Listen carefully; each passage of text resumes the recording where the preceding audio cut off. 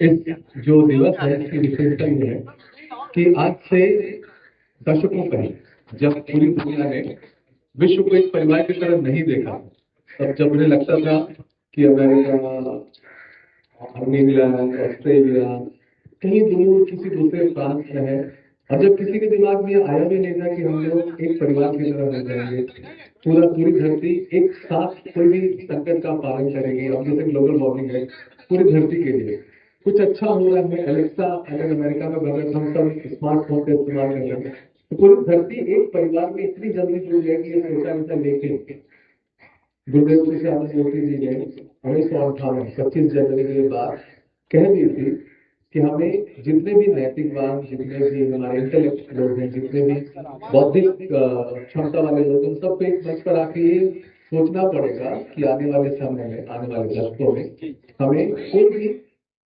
व्यक्तिगत, समष्टिगत, व्यक्ति मतलब व्यक्तिगत, व्यक्ति को हम लोग ईस्ट, क्योंकि ईस्ट हमारे साथ है इसलिए हम व्यक्ति बोलते हैं, और समष्टि मतलब सबके अंदर जो ईश्वर, सब ईश्वर सम्मिलित है, समष्टिगत।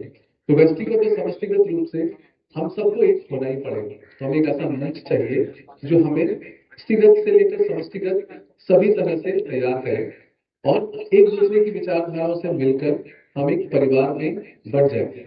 तो इस मंच को ये अधिकार मिला, ये अवसर मिला कि पूरे विश्व में लगभग 200 देशों में ये मंच कार्यरत है, और ग्लोबल ऑर्गेनाइजेशन की तरह काम कर रहा है। और यूनाइटेड नेशन के साथ हम लोग बहुत सारे इवेंट्स, बहुत सारे कंट्री, बहुत सारे एम्बेसी के साथ हम लोगों ने काम किया है। तो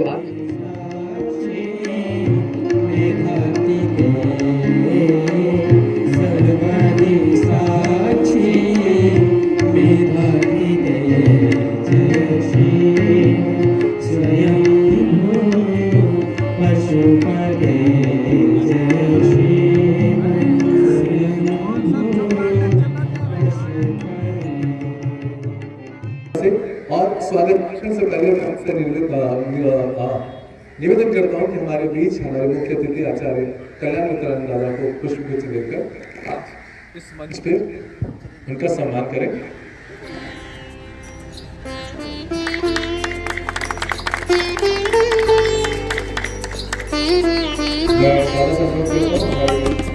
अंगभूमि सुंदरता भूमि, अंगभूमि सुंदरता भूमि, एहनो देश धरती माँ पाइबो नहीं। उत्तर महिम गिर छिकई, दक्षिण मगिध कुट गोर लगै छे। मध्यम गंगा बहि रहलो छे, मध्यम गंगा बहि रहलो छे। स्वर्ग में करो ना उपमा कही, एहनो देश धरती में पाइबो नहीं। अंगभूमि सुंदरता भूमि, अंगभूमि सुंदरता भूमि, अंगभूमि सुंदरता भूमि।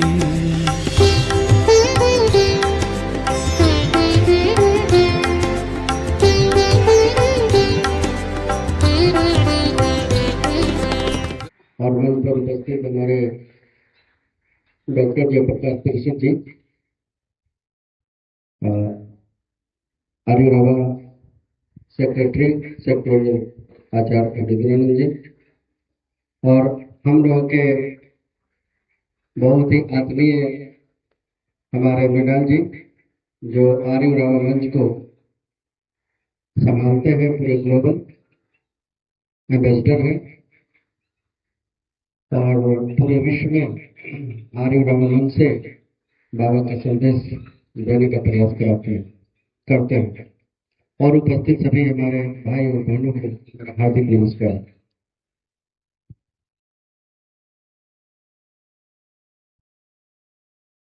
आज का दिन ये त्रिभुवन में जो हम लोग उपस्थित हुए हैं, बहुत ही महत्वपूर्ण और ऐतिहासिक है, जिसको हम कह सकते हैं आनंद मार्ग सभ्यता, नई सभ्यता की शुरुआत जो भगवान श्री श्री आनंद मूर्ति जी जमालपुर में जन्म लेकर किए, उनका जन्म स्थान जमालपुर है, जो अंग भूमि का एक बहुत महत्वपूर्ण स्थान है। और इसका इतिहास अंग भूमि से बहुत घनिष्ठ रूप से जुड़ा हुआ है, बहुत नजदीकी से जुड़ा हुआ है। और ये इतिहास आज का नहीं है, ये इतिहास भगवान कृष्ण से जुड़ा हुआ है, महाभारत काल से जुड़ा हुआ है। इसलिए ये बहुत ही महत्वपूर्ण दिन है। बाबा गुरुदेव इस त्रिमोहान में आज ही के दिन 25 जनवरी 1958 1958 को इस त्रिमोहान भूमि पर, आज वो जगह गंगा में है जहाँ पर बाबा आए थे, मकान वहाँ थी। और बाबा आज के दिन, ये जो पुस्तक है आज की समस्या, जो बाबा प्रवचन दिए थे इस आर्य स्पीच के माध्यम से, यही आज की समस्या पुस्तक के रूप में आई है हमारे बीच में। बाबा ने इसका नाम दिया रिनासा एंड दर्शन। का मतलब होता है कि सार्वभौमिक पुनर्जागरण, रीअवेकनिंग, फिर से जिंदा करने की बात है। पूरी संस्कृति को जिंदा करने की बात है, नए तरीके से सोचने की बात है। जो हम लोग सोचते सोचते बहुत दूर निकल गए हैं, हम लोग डेविएट हो गए हैं, जो हमारा मुख्य मार्ग है। आज का विषय भी वैसा ही रखा गया है, expansion of mind through meditation, मन का विस्तार। मन का विस्तार बिना किए समाज का कल्याण संभव नहीं है। समाज का कल्याण तो बहुत दूर की बात है, व्यक्ति और परिवार का भी कल्याण संभव नहीं है। क्योंकि आप देख रहे हैं इमारत भी एक एक ईंट से बनी है, और एक ईंट एक व्यक्ति के बराबर है। इसलिए ईंट का मजबूत होना बहुत ही जरूरी है, बहुत ही आवश्यक है। अगर एक ईंट कमजोर पड़ जाए तो इमारत की नींव हिल जाएगी। उसी प्रकार परिवार का एक ईंट एक व्यक्ति कर रहा है, और एक एक व्यक्ति से परिवार का निर्माण होता है, और एक परिवार से कई एक परिवार मिलके एक समाज का निर्माण होता है, समाज से राष्ट्र का निर्माण होता है, और पूरे विश्व का निर्माण हम सब को मिलने से होता है। आज जिस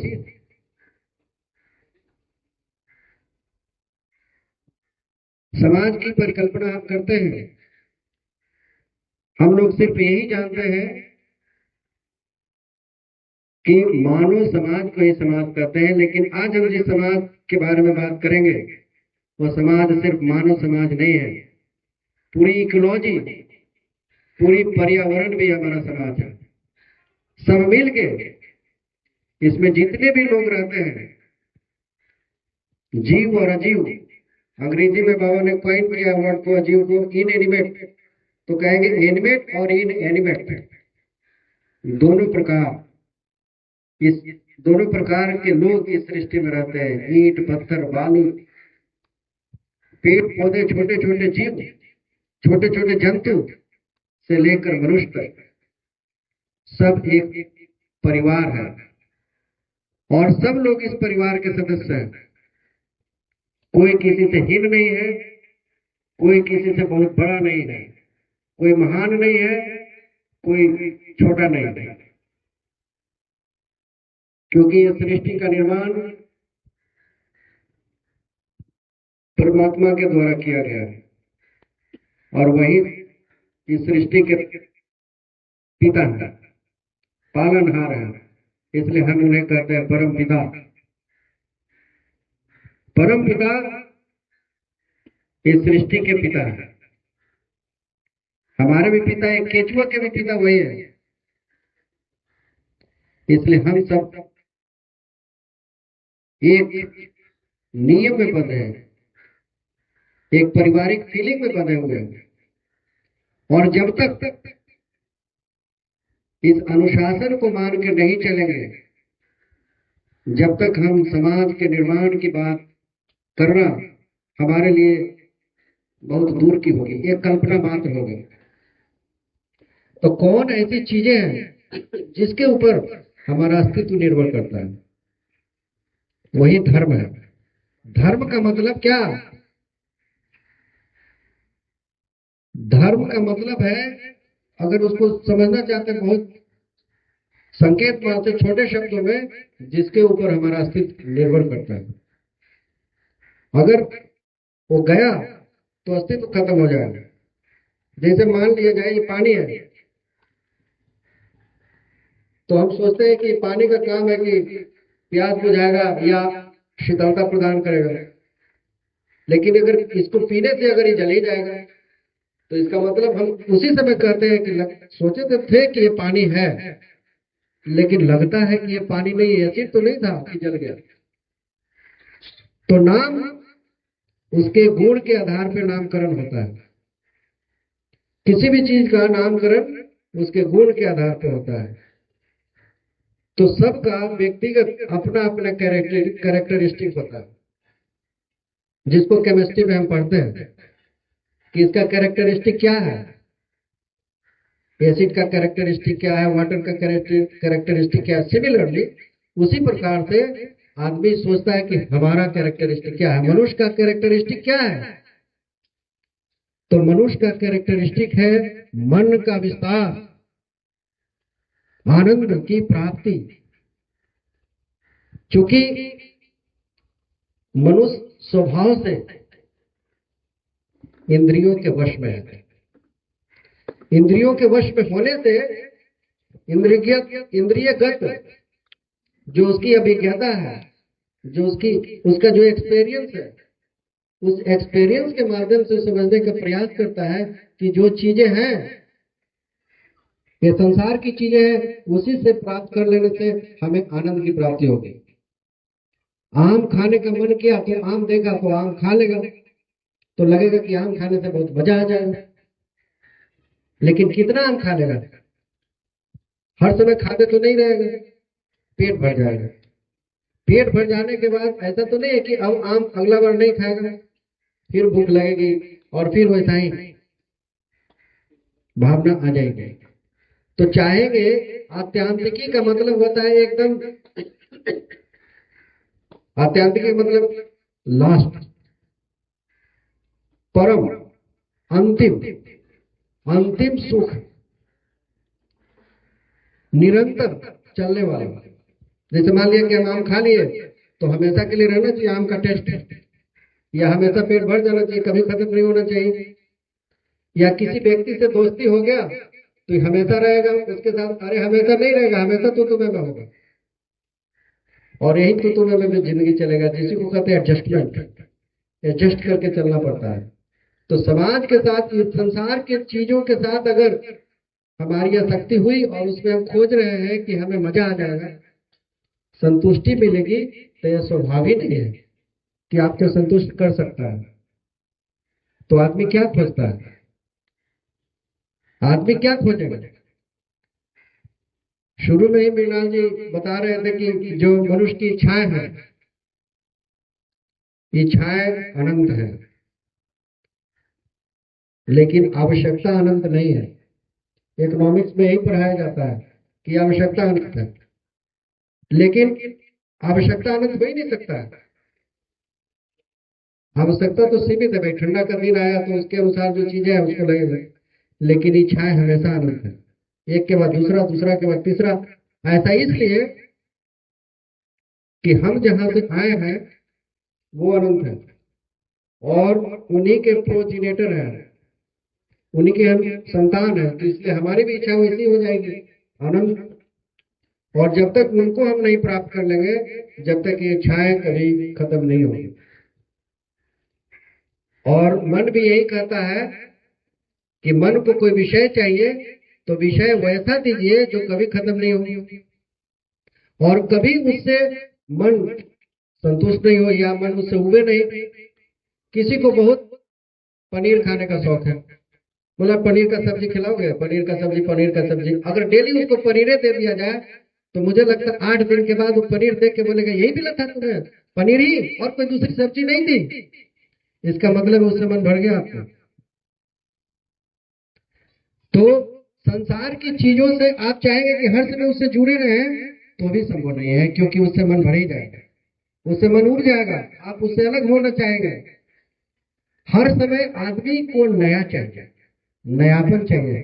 मुझे लगता है कि आप सब जानते होंगे कि हम क्या करना चाहते हैं हर विषय में, कि हर इंद्रिय देखने की चीजें भी एक चीज देख के मन संतुष्ट नहीं होता, बोला ना ये नया चाहिए। सुन के भी अगर एक ही कीर्तन बार बार किया जाए एक ही ट्यून तो बोलेगा और दूसरा ट्यून नहीं आता है, तुम छोड़ो दूसरा को गाना दो, ऐसा होता है ना, दूसरा ट्यून गाओ। कोई एक ही गाना गा रहा है तो बोलेगा एक ही गाना इसको आता है यार, दूसरा को बुलाओ, दूसरा सुनेंगे। अगर स्वाद में भी वही है, कान से सुनने में भी वही है, देखने में भी वही है, तो इसलिए जितनी भी ज्ञान इंद्रियां हमारी वो भी एक चीज से टूट जाते हैं, उसको नयापन चाहिए होता है। और परम पुरुष हमारे लिए हर समय नयापन लेके उपलब्ध रहता है। नयापन उनमें कभी भी उबेगा नहीं और उसमें लगे रहिए। इतना दिन से साधना कर रहे हैं, कभी भी ऐसा लगा यही करके बोर हुए, बुराई नहीं हुआ, ऐसा लगता है कि मजा ही नहीं आया, कुछ न कुछ गैप रह जाता है। और गैप तब तक रहेगा जब तक कि हमारा मन उसको रियलाइज नहीं कर लेगा कि हम वही हुए। तो मन का एक्सपेंशन के बात यहाँ इसलिए आ रही है कि हमारा परिवार है, पूरा विश्व के जितने भी जीव और अजीव हैं, जितने भी जीव और अजीव हैं, अगर हम उसको अपना परिवार की तरफ नहीं समझेंगे, जब तक हम ऐसे ही अलग थलग पड़े रहेंगे और दुखी होते रहेंगे।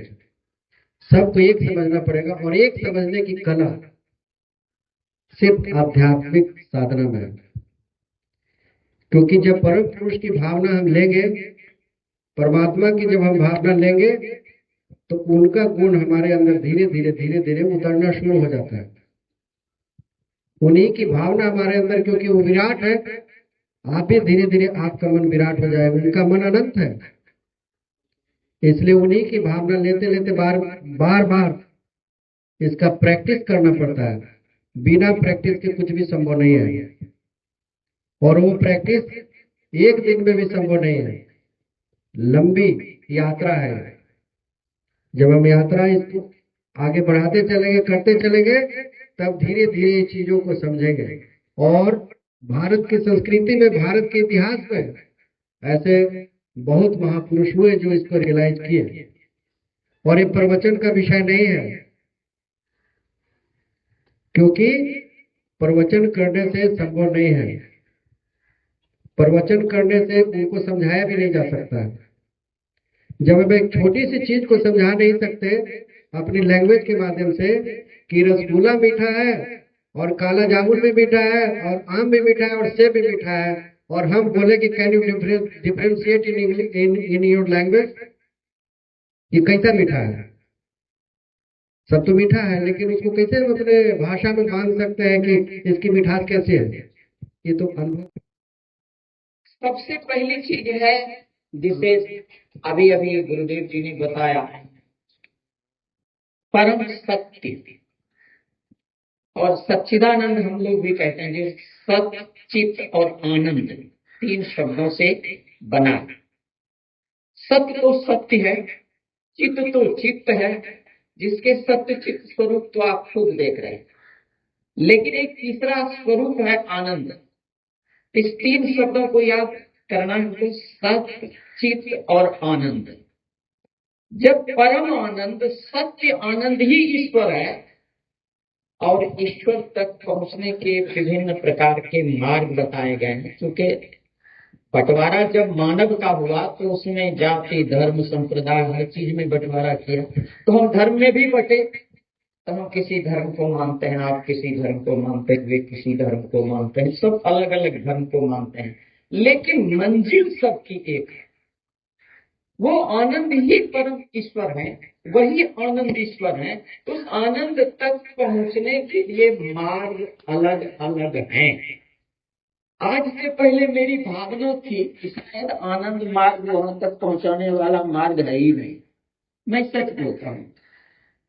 लेकिन आज मुझे यह बात समझ में आई कि जब आनंद ही ईश्वर है और यह आनंद का ही मार्ग है, तो पता नहीं है हमें इससे क्यों विकृति हो, हमें इससे क्यों वितृष्णा हो, हमें इससे स्नेह क्यों नहीं हो, हमें इसकी भक्ति क्यों नहीं हमारे दिल में उगे। इसलिए मुझे लगता है कि वास्तव में यह मार्ग भी सच्चा मार्ग ही है, जिस रास्ते से हम मंजिल तक आसानी से पहुंच सकते हैं, परम सत्य को प्राप्त कर सकते हैं, परम सत्ता तक पहुंच सकते हैं। एक दूसरी बात है कि हम पहुंचते क्यों नहीं, जिसका विषय आज उद्घोषक महोदय ने दिया है, यहाँ बताया संचालित किया गया है कि ध्यान के माध्यम से मन का विस्तार। ये मन का विस्तार सीधा हम कर लें संभव नहीं है। जहाँ एक और गाड़ी हमारी 100 किलोमीटर 150 किलोमीटर प्रति घंटे के हिसाब से अनियंत्रित तौर पर जा रही हो, कहाँ जा रही इसका पता नहीं है, लेकिन गाड़ी अनियंत्रित है। तो मेरे ख्याल से गुरुदेव से क्षमा याचना के साथ हम बात करेंगे कि कम से कम सबसे पहले नियंत्रण आवश्यक है। गाड़ी को जिस दिशा में हमारी जा रही है गाड़ी, अगर हमें पता नहीं है कि यह मंजिल की ओर जाने वाली गाड़ी है या नहीं, या पथ उस ओर जाने वाला है या नहीं, यह मार्ग वहां तक हमको लेके जा नहीं सकता है, तो सबसे पहले आवश्यक है कि हम गाड़ी की चाल को कंट्रोल करें। आवश्यक है आज मन की जो चाल है हमारी दुष्वृत्तियों ने, हमारी कुवृत्तियों ने, हमारे मनोविकारों ने हमारे मन को कुत्सित अवश्य किया है। तो पहली आवश्यकता है कि हम मन पर लगाम लगाएंगे, वह कंट्रोल होगा, एक केंद्र होगा उसका, एक बिंदु, एक जगह होगी जहां पर हम उस चाल को शून्य करेंगे और वह केंद्रित होगा। और जब केंद्रित हुआ, हमारे वश में आएगा मन, और जब हम मन को कंट्रोल कर लेंगे तभी संभव है कि हम उसका विस्तार कर सकते हैं। आने वाले जो इतिहास में हम लोग पढ़ते थे, पढ़ रहे हैं आदिकांड से, वह अब नहीं रहा। क्यों नहीं रहा? तो लोग स्वार्थ में, निस्वार्थ भाव से कोई काम नहीं हो रही है जीवन में। लोग कहते हैं कि जब स्वार्थ नहीं रहेगा तो हम अध्ययन नहीं करेंगे, हम व्यवसाय नहीं करेंगे, कोई भी काम बिना स्वार्थ का होता नहीं है। जो मूल बात है, जो बुनियादी प्रश्न है, मन की एकाग्रता तभी हो सकती है। क्योंकि हम जहाँ तक समझे, हम लंदन में जब पढ़ाई कर रहे थे, मेरे मास्टर्स कर रहे थे, तो वहाँ मेरे एक आर्टिकल, मेरा एक इंटरव्यू आया था, उसमें उसने क्लेम किया था कि भारत के लोग गोबर खाते हैं। 2002 की बात है, उन्होंने लिख दिया भारत के लोग गोबर खाते, क्योंकि खेत में गोबर डालते थे। और 2018 में उसी आर्टिकल में, उसी टाइम्स में आया कि हम लोगों ने एक नई पद्धति का इजाद किया, उसे ऑर्गेनिक फार्मिंग कहते हैं, जहां हम लोग काऊ वेस्ट डालते हैं। तो गोबर से काऊ वेस्ट का अंतर आया, दाल वो भी गोबर रहे। बस 18 साल में उनको समझ में आया कि भारतीय क्या करते थे। तो गुरुजी, मैं आपको बस इतना बता दूं कि हमारे गुरुदेव ने हमें हमेशा बताया कि विज्ञान से अलग अध्यात्म नहीं, अध्यात्म ही विज्ञान का संपूर्ण स्वरूप है। क्यों? बीज जैसे कोई चीज शुद्ध है, उसको अति शुद्ध करने के लिए विशुद्ध बोलते हैं। तो ज्ञान को जब हम पूरी तरह से शुद्ध रूप में देखते हैं तो विज्ञानी हो जाता है। इसलिए हमने समझा है सा विद्या या विमुक्त है। हमारे यहाँ कॉन्सेप्ट ऑफ एजुकेशन लिखा है कि जो हमें विमुक्ति की तरफ ले जाए। इसलिए साहित्य, वर्ल्ड में कहीं पर भी लिटरेचर को साहित्य नहीं बोलते। सा मतलब साथ, जैसे सा आदर मतलब आदर के साथ। तो जहाँ हित छुपा हो उसे ही साहित्य कहते हैं, जहाँ वेलफेयर छुपा हो। इसके अलावा हम उसको कॉन्सेप्ट में रखते हैं कि उन्होंने कुछ लिखा है या ना लिखा, बाकी सब कचरा। साहित्य वही जो हमारे हितकारी हो, और ये विज्ञान के बिना संभव नहीं है। गुरुजन ये भी बताए कि मन को कैसे बांध के रखना है। लेकिन प्रॉब्लम है, जैसे यूथ के साथ हम बात करते थे, हमने भी आचार्य से पूछा कि मन बनता ही नहीं है, इधर बांधो तो उधर फिसलता है, उधर जैसे एक थाली में बेंग लेके जा रहे हैं, इधर उधर चला जाता है, तो बेंग को कैसे संभाला जाए? तो सबसे अच्छा आंसर मिला कि meditation is the ideological ideation. Idea मतलब एक विचारधारा, एक सिस्टमैटिक थिंकिंग है। जब आप मन को एक दिशा दे देते हैं तो उस दिशा में जब बहने लगता है तब वो मन एक गति प्राप्त करता है और वो चला है। तो मन को लेकर बहुत सारी प्रैक्टिकल इंप्लीमेंटेशन है। आपने ठीक ही कहा कि आपके बगल में जो बैठे हैं ये दोनों ही महारथी हैं और सामने भी बैठे हैं दादा। तो आप जब भी समय मिले इनसे ये अब कभी लेट नहीं होता, आप अभी से शुरू कर सकते हैं और कभी हम इसमें पीछे नहीं हटते। क्योंकि कबीरदास की एक बात से मैं आपको आमंत्रित करता हूँ। कबीरदास के एक दोस्त आ रहे थे, उन्हें बड़ा घमंड था कि उन्हें बहुत ज्ञान है, वो इस्लामिक पंथ से थे। इस्लामिक पंथ में जो है कुछ एक जानवर है उसको अच्छा नहीं मानते। तो कबीरदास ने सूअर जो है गेट पर बंधवा दिया। तो उसके नौकर ने बोला महाराज ऐसा क्यों कर रहे हैं मालिक? तो बोला आने तो दो। तो उनके एक दोस्त आए जो फकीर साहब, तो बड़ा घमंड था ज्ञान का। तो बोले कबीर भाई आपने कचरा बाहर क्यों बंधवा रखा है? तो कबीरदास ने बोला बहुत कोई मन के अंदर, बहुत के अंदर रखते हैं, हमने बाहर कर दिया है। तो नौकर बोले ये तो बहुत बड़ी बात है। उसी के बाद एक और फकीर आए, वो बड़े ज्ञानी थे, इससे घमंड नहीं था। तो वो 2 दिन कबीरदास के साथ रहे, दोनों में कोई बातचीत नहीं हुई। जब वो जाने लगे तो दोनों गले मिले, खूब रोने लगे। तब उनका जो नौकर था बोला कि मालिक इनसे तो आप कुछ बात ही नहीं की और दोनों गले मिल के रो रहे हैं। तो बोले इनसे क्या ही बोलना, ये भी वो जानते जो मैं जानता हूँ और हम भी जानते जो ये जानते। तो हम लोग दोनों मौन में ही आपस में बात कर लिए। तो ये जो मन की यात्रा है ये बहुत स्पेशल है। दादा तो बहुत बहुत धन्यवाद आपको, एक मेरे गुरु भाई मिले इसलिए।